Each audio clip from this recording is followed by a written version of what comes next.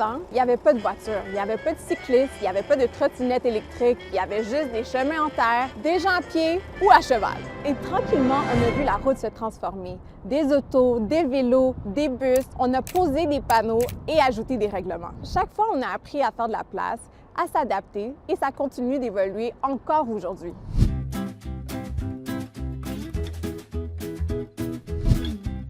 Au Québec, la première voiture est immatriculée en 1906. À la fin de cette année-là, 167 voitures roulent dans la province. Ce nombre ne fait qu'augmenter, atteignant des millions aujourd'hui. L'arrivée de ce nouveau joueur a vraiment transformé les façons de circuler et il a fallu trouver des solutions. Sauf que, au début, on n'avait pas vraiment de plan pour bien gérer tout ça. Les chevaux, les piétons, les tramways devaient soudainement partager les routes avec des machines qui allaient pas mal plus vite qu'eux. Résultat, des accrochages, des accidents. C'est ce qui a mené aux premières contraventions en 1910 pour ensuite avoir un code de la route en 1924.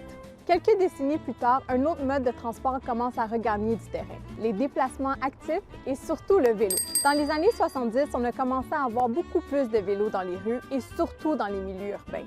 À l'époque, on n'avait pas pensé à une méthode pour bien partager la route entre les vélos, les autos et les piétons. C'est entre autres ce qui a mené aux premières pistes cyclables dans les années 80. Et tout récemment, un nouveau joueur s'est ajouté à ce bel écosystème, les ATPM. On parle ici des trottinettes électriques, des gyroroues, des gyropodes, des planches gyroscopiques et j'en passe. Évidemment, on ne peut pas rouler n'importe comment avec. Il y a des règles à respecter pour la sécurité de tout le monde.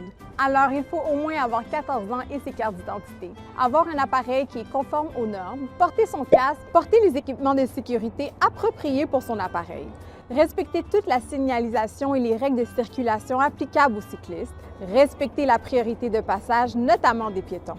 Et rappelez-vous, pas d'ATPM sur les trottoirs, sauf si c'est vraiment nécessaire.